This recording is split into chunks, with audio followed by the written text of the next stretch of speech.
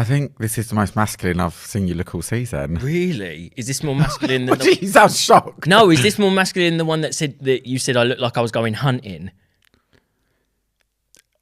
You also look like you're going hunting, so I'm not really sure. That's what we want. I want to trick people, and they're going to come over thinking they're going to get absolutely like fucked and dicked down, and then I just be like, do me. Bottom fishing. I'm sure we spoke about this before, didn't we? But no, it'd be top fishing, wouldn't it? Oh no, if they come over and they're like, they would be bottom fished. Poor them. Poor me, actually. What the fuck's going to happen? Depends. If you get a reverse guy, you might be like, oh. Although reverse guys, like my friend of the show, Dylan Jones, was telling me that he has so many guys come over and they're like, I'm a top, I'm going to fuck you, blah, blah, blah, blah. And he's like, finally, I haven't been fucked in ages. And then they take down his trousers and they see his dick and they're like, heels to the air, helium toes. Oh. The curse of a big dick. Oh, wow. Guys, welcome to the last episode of season 1 of Loose Lads. We made it. Yeah.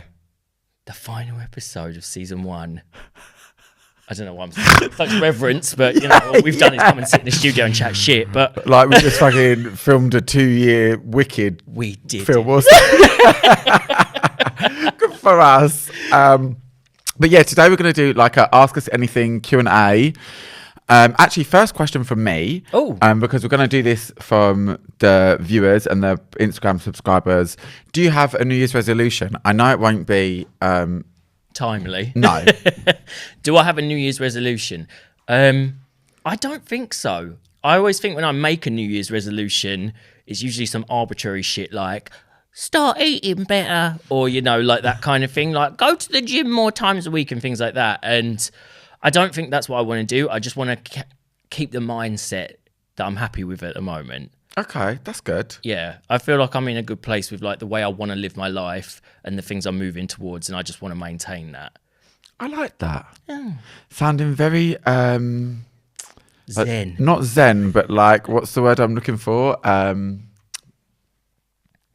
Content. Yeah.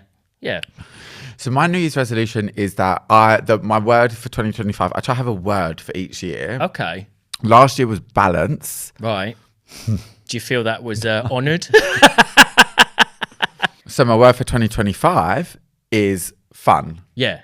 Whatever that really entails, I just want to have like more fun. Okay. So if there's something that's like getting me down, I'm gonna let it go. Right.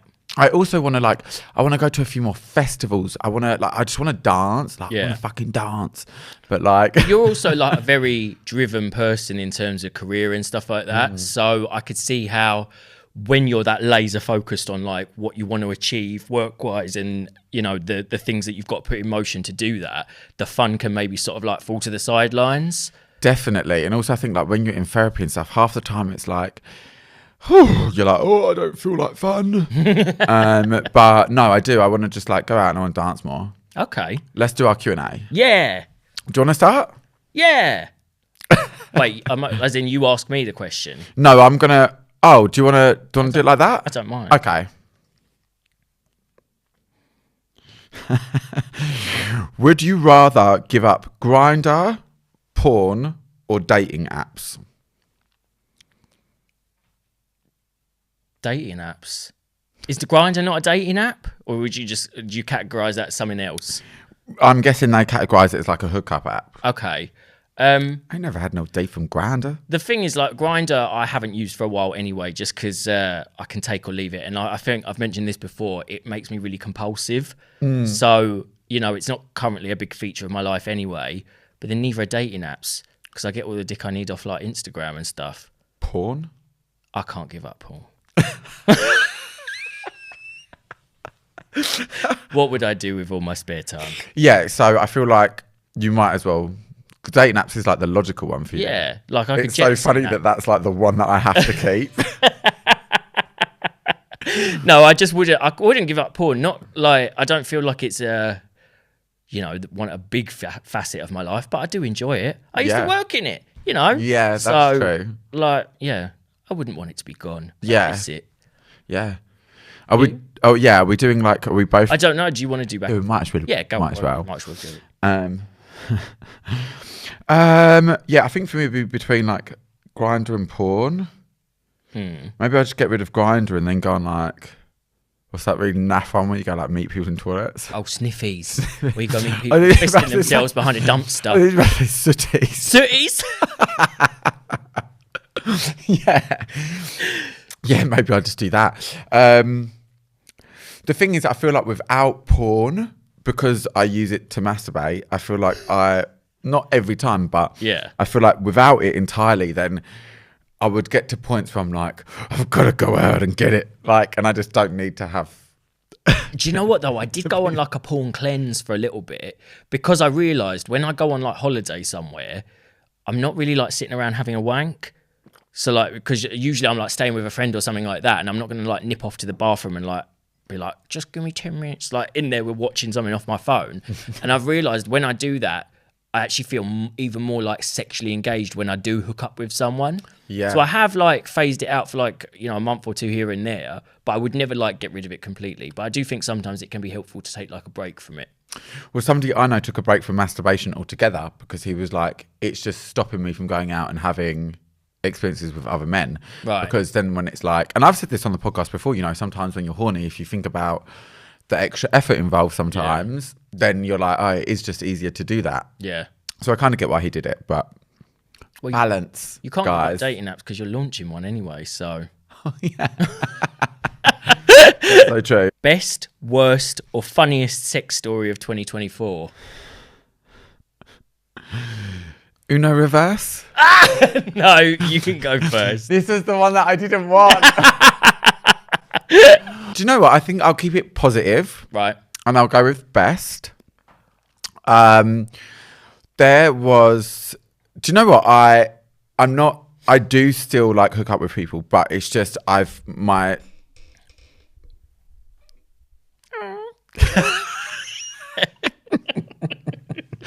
me opening my legs. I was going to say it's my creaky old pussy. The old lips of time.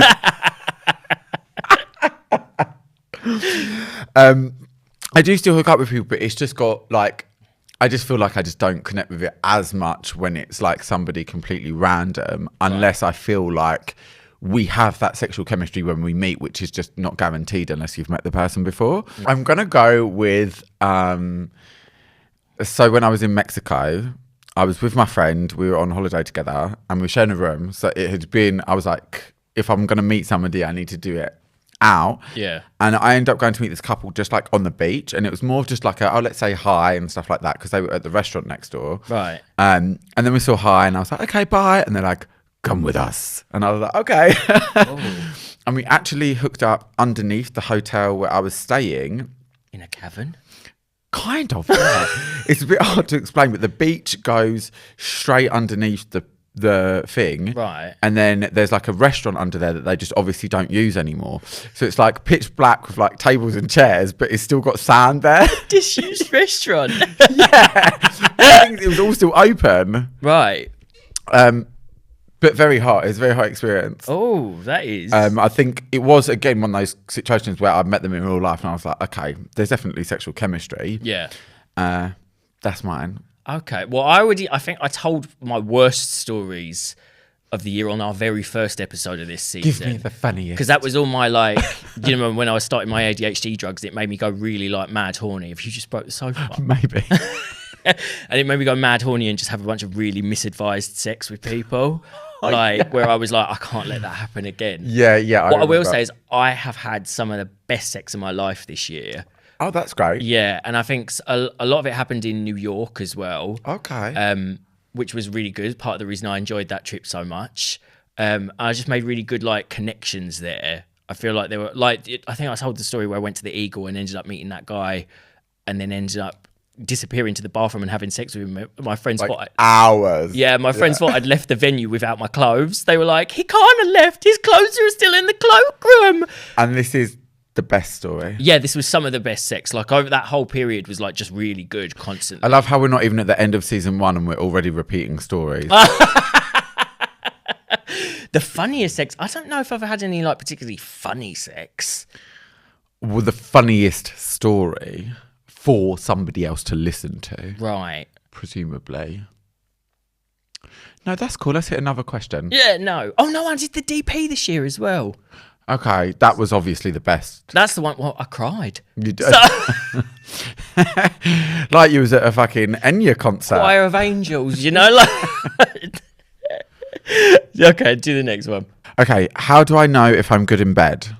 So, by the way, these are like a random set of questions. It's like we just tell people to ask us literally anything, whether it was something to do with you, something to do with us, something to do with people in general.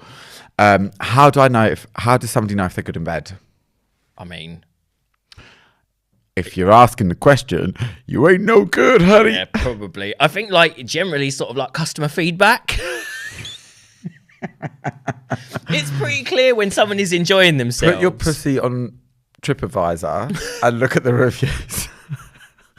Old. It's like one review. Have they come back for more? That's a good indicator, you know. Yeah, like if you're a one and done all the time and you're noticing that you're just having sex with one person and never seeing them again, and they're not contacting you for another go, I would generally maybe take that to mean you weren't worth a second go. Yes.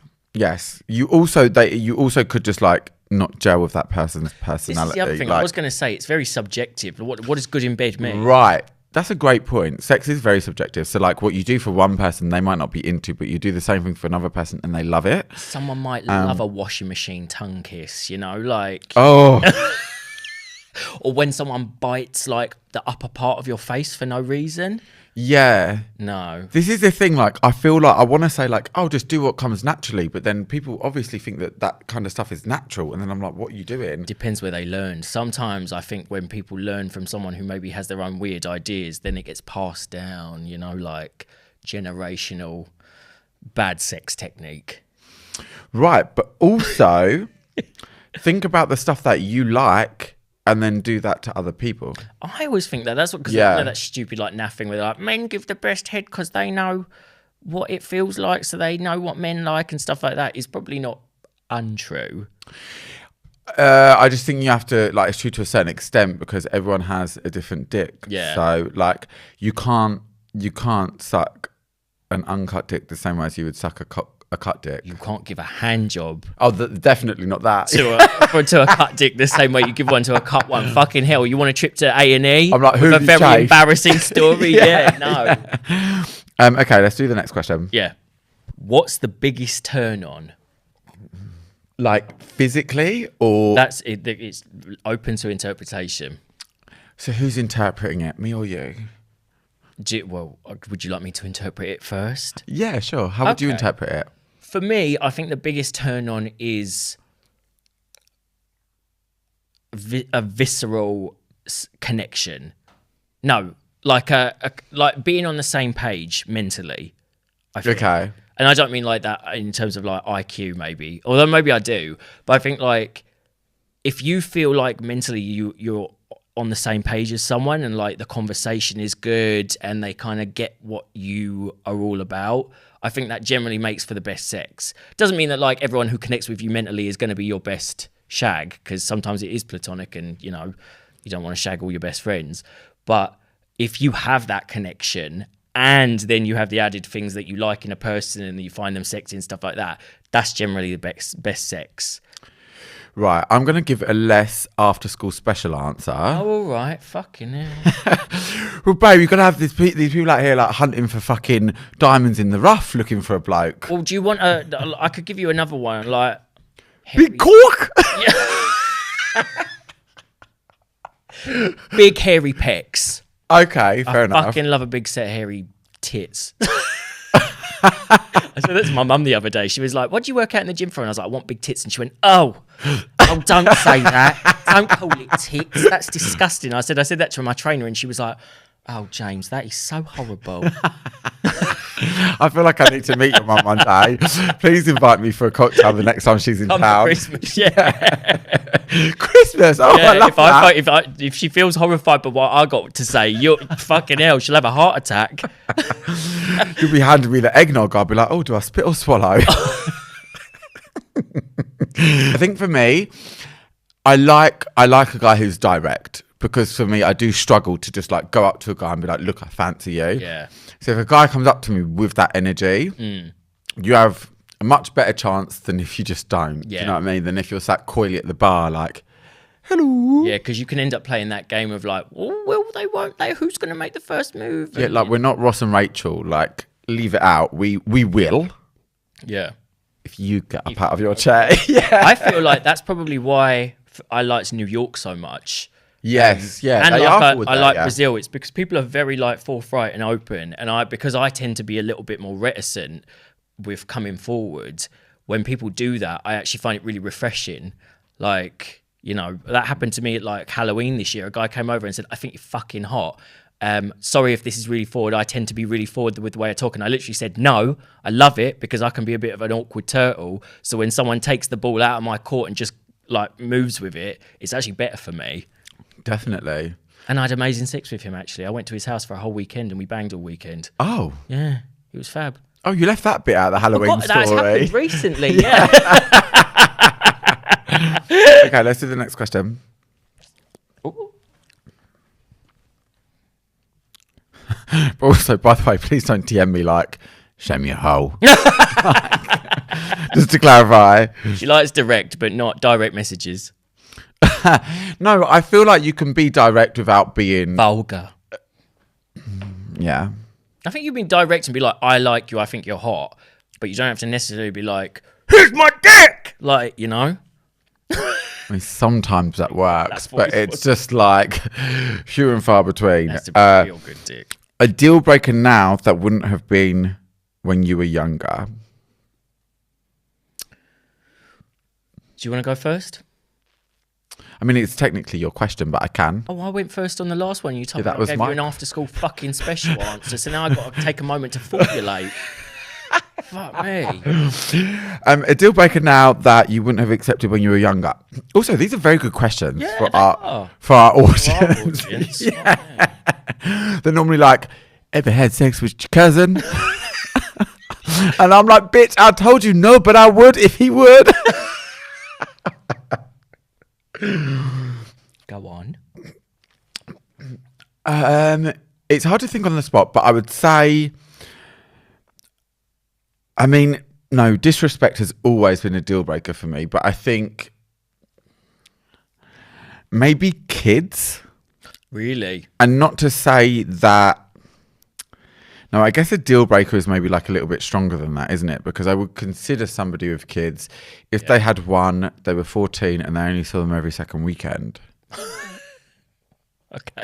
I think that's reasonable. Right, yeah, well. Yeah. Listen, the last three guys I've matched with have all had kids. Okay. And now I'm a little bit like, look, I know we're at that age, but I'm gay. I don't want kids. Yeah. Can I say I'm going to say kids? A deal breaker for me now that wouldn't have been. Watch me like be on the podcast like second season, be like, so I'm dating this guy who's got like 2 children. So I'm a stepmom now, and we take Georgie to school on Mondays. A deal breaker for me now that wouldn't have been when I was younger. I think age. You know, because when I was younger, I would have dated someone in their 20s, or I actually dated someone who was 19 when I was 25, which was a horrible idea. That's kind of a cop out though, because you're in your 20s, so obviously you date somebody in your 20s. But so like now, I wouldn't date anyone. Probably wouldn't even fuck anyone younger than 28. No, that's almost 10 years younger than me. Probably 30. You wouldn't fuck anyone younger than 30? I don't think so. Oh my God. Call me Mrs. Robinson. I literally slept with a 23-year-old in the summer. You know what? I did too, actually. Take that back. That wasn't a deal breaker for me. A deal breaker? I don't know. But also, like, dating-wise, you wouldn't date somebody younger than 30. Yeah. That's fair enough. And I feel like I also wouldn't... something that I used to do was, like, cross my own boundaries all the time to make someone else happy. That's a great point. And now, because I would always try and fit whatever thing I thought they wanted me to be. Yes. And now I wouldn't do that. Or I would at least definitely try not to do that. I take his one. That's great. That's great, yeah. I actually wouldn't do that either. But that's kind of a deal breaker for yourself. Yeah. Well, I wouldn't date myself. Well, then your answer doesn't make sense. But no, if someone wanted me to change, so I've had boyfriends that would say things like, I had one that literally used to say things like, don't like your hair like that, don't ever do it again. I don't like that aftershave, don't ever wear that again, buy a new one. And at the time, because I was like, you know, I didn't have a strong sense of self and I wanted to make him happy and I wanted to become what I thought he wanted, I was sort of content to do that. And I changed myself in ways that, you know, ultimately probably weren't to my benefit. They were more to my detriment. I lost my sense of self. And I think now I am so focused on sort of knowing who I am and learning more about myself and not sort of compromising my own values just to make other people happy, that I wouldn't do that again. That would be an absolute deal breaker. Yeah. Yeah, I think that's great. Thank you. Take the wheel. A common misconception about you. This is kind of easy, I feel like. I feel like a lot of people do feel I'm a bitch. It's the only thing that I've heard recurring throughout my life is that people thought I was a bitch before they met me. I hear it on TikTok where people are like, oh my God, I would hate to get into a beef with you, whatever. I just think there's a difference between being on and like doing entertainment work, right, and versus who I am as a real person. Okay. And I feel like if somebody can't get that, then obviously you are not intelligent enough. She said, claiming she's not a bitch. I don't think you're a bitch, though. I think you're like, I wouldn't want to get into a beef with you, but that's because I know that you could like fucking rip me to shreds with your tongue because you are just that quick. I can't do that. Like if I got into a row with you, I wouldn't be able to fire back in the way that you could because my brain gets locked up too easily. So I'd be like, she's cunt, you know, like. But also, I'm not that great in the moment. Like, I think people forget when I'm roasting celebrities and stuff that obviously I've sat there, I've watched the show, and then I've thought about things that I'm going to say. It's not like bam, bam, bam. But also, I think I've actually realised, like in the last couple of years, that not only am I not as hard as the outer shell, but I'm actually way softer than I realised. Yeah. And then I think you realise this with like, I'm not saying other people think I'm a bad bitch, but I think I'm a bad bitch. And most of the time, bad bitches on the inside are sad bitches. Which is why we're like, Eminem, like with the Eminem shell. I don't think, I think, wouldn't call you like a bitch. Fierce? I would say yes. Ferocious? I would say you're ferocious. Like I said, I wouldn't want to piss you off or like go out of my way to do it. If we had a disagreement, like obviously we would deal with it, but I know I wouldn't want to do anything that I know would deliberately piss you off or something like that, because I feel like you feel your emotions quite strongly as well. But I also feel like in the last like year and a half, that has changed so much. Okay. Like I'm so much less reactive, especially with people who are already in my life. Yeah. Like if I don't know you and you're on the internet, 9 times out of 10, I'm going to ignore you. Yeah. But that 1 time out of 10, yeah, you're going to absolutely get it. But if you're already in my life now, I just try to be like, listen, here's my issue. Like, and I try and just deal with things maturely as they should be dealt with. Yeah. I notice as well, like when you address something, like you do it in a very considered way, especially the way you like structure your messages. Yeah. So like even just a little thing like when we've spoken about sort of like, oh, like you interrupted my punchline or something like that. Like the way you've gone about it is really considered and like in a careful way, so as not to come across as like abrasive. And I think that is definitely like something that you've worked on and done a lot of work with. But also, I don't like conflicts. I don't actually want to upset people. Yeah, I don't like conflict, but then if a conflict comes to a head, then it will go. It's really only if I'm like really angry that I'll snap. But again, work in progress. Yeah. What about you? I think, bitch. I think the main misconception about me is that I'm really, or maybe you, I don't know, that I'm hypersexual. Oh my God, that's a great one. Sorry. Yes. But I can obviously understand why that is because of my output on social media. Yeah. But I also think that like I have a sense of humor that veers towards like the ridiculous and the outrageous. So the way sometimes that I'll speak maybe online and stuff like that, it comes across as like that kind of like aggravated, hysterical, sometimes entitled, princessy kind of vibe. And a lot of the time that's just because I find it funny. So I always assume. Do you have like an example? So I'll be like, it's so fucking disgusting that this country's weather is so bad. I'm going to march on Whitehall and kill the next person I fucking see if this rain don't stop and stuff like that. And I find that's kind of... Princess are you? Like Xena the warrior princess? I don't know. You know, that kind of like, oh, the world revolves around me and this thing should be to my liking, princessy kind of vibe. And it's just because I find that funny. And sometimes I forget that people don't know well enough that I'm actually quite a shy person. I'm quite a calm person. And so that when they meet me, like I've had people say to me, like, the way you come across on the internet is different. Like, you obviously come across as a big old prostitute, but also like you come across as really like loud and outlandish and outrageous. And then I'm like, someone said to me, I met you and you were like this little sort of like shy kitten, and I was really surprised. So I think that's probably the biggest misconception. The Gilet. The what? The Gilet. Loud. So I couldn't hear, my ears were ringing. What's a part of gay culture that needs to be retired? Just by the way, guys, I did correct your grammar. A part of gay culture that needs to be retired, I think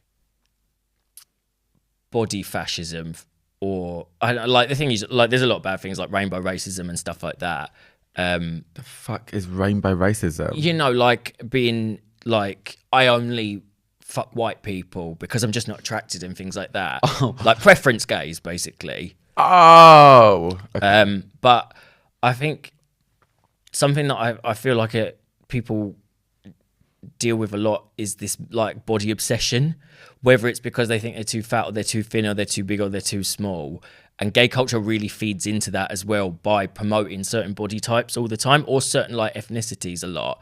And that's for me like the worst part. I know we talked about friendships as well on the previous one, so I just didn't want to I don't want to repeat that. But yeah, I think the focus on the outside is probably the most important part that needs to be sort of like reduced, because there's so much focus on the external as an indicator of like success and importance. And it's just not accurate. It just leads people into really weird places and a lot of self-loathing. Yeah. Yeah. You? I'm going to say circuit parties. Well, they are a part of like body obsession. I just feel like 6,000 people in one place taking that many drugs. £200 a ticket as well. Yeah, Stand right? in a swimming pool up to your knees listening to Tribal House. Filled with piss and cum and whatever else. Gee, yeah. Oh, gross. 2 strains of gonorrhea. Yeah, circuit parties can go as well. Oh, well, I've already had 3, so I should be fat. JK. Also, like, I'm trying to think. I had another one, but I forgot what it was. Oh, do you know what? It's not a part of gay culture, but like certain parts of Gen Z are really trying to make it. This whole like neo-pronouns. No, I'm sorry.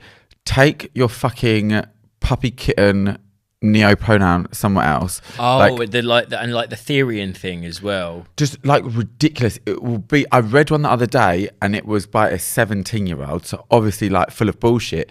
But it had like over 4,000 likes or something, and it had like neo-pronouns like aura flower, somebody who identifies as a flower with an aura. And I'm like, no, you need to kill yourself. Like, this is just. I think, well, yeah, this is why you shouldn't be 17 on the internet. Or no, you can be 17 on the internet, but you can just like, you shouldn't be allowed to make statements like you know anything that you're talking about, because 90% of the time you are talking absolute shit, and you'll learn that in like 10 years time. And also just like, if you identify as an aura flower puppy or whatever it is, just like feel it. We're not going to be like, oh yeah, the other day I was at aura flower puppy's house party. Well, we're just going to be like, yeah, I was at Tim's. Do you know what I mean? How are you going to fit that on a passport as well? Like, you know, well, like, thankfully our government thankfully our government not really involved in all of that kind of stuff. But oh my god, would you rather have a boyfriend who's into armpits or feet? I'm going to say feet because I feel like at least I get a massage out of it. Like I might get some pedicures. I'll be like, do you know what, babe? Pay for my pedicure and then you can put my toes in your mouth. That's a good point. I'd agree. I would rather have a boyfriend who's into feet because we talked about this before. I think I find it quite hot when someone is into my feet. I thought you were quite into smells and armpits as well. Yeah, but then the thing is, if they're into it, then that means they want to smell mine, and I don't want to stank. So if they they're never like Dove or like no, because usually it's about like body odor. Pit. Yeah. So I don't want to stink. So as long as I can smell their pits, it's fine. So they don't have to be into armpits for that. I can just be into that. Do you see what I'm saying? I do. So they can be into feet and I can enjoy them being into my feet and that's it. Yeah. I hear it. All right. We'll do the last question of the session. Piece of advice to young gay men. The shipper you already said. Stop worrying about your bodies, blah, blah, blah. Okay, last question. How many sex toys do you own? And how often do you use them? How many sex toys do I own? I don't never taken an inventory. Fucking hell. We've got that it's like P. Diddy's mansion. 12,000 dildos. I think it's probably like under 10. Like actual like implements, I've never been like big into dildos. I just find them weird. Well, you can't count. Yeah, don't count like a cock ring as a sex toy, obviously. No, but like we have them ones that we were gifted for sponsors before, so I've held on to those. So mate, I think it's about like it's definitely under 10, and I'd say the one I probably use the most is like the fleshlight. So sponsor us. I don't think they're a brand, are they? Yeah. Oh, that's the brand? Yeah, fleshlight. I thought that was just the name of the toy. No, it's a brand. Oh, okay. I thought it was just like dildo or vibrator, fleshlight. I don't know. Okay. And yours? I think I have about 6. Okay. How often do I use them? Never. Absolutely never. It's just more don't. washing, innit? Especially like the fleshlight, you got like pull that little jelly thing out and then rinse it and then just leave it on a towel in the bath. Turn it inside out and fucking. I always worry that I'm gonna leave it in the sink or something, and someone will come over and be like, "What's this?" I did it once with my contractor, and it was on the floor on a towel. But yeah, anyway, this is our season finale, guys. We hope that you have enjoyed the season, whether you're on Spotify or YouTube. Run the views up and we'll be back for season 2. Yeah, we'd love to come back. Guys, thank you for watching and listening. I'm Anthony Gilét. My handles are at Gilet Slays. And I'm James Egan and my handle is at IamTomDop. And we have been... Loose Lads! I've been waiting to do that. It's like cringy.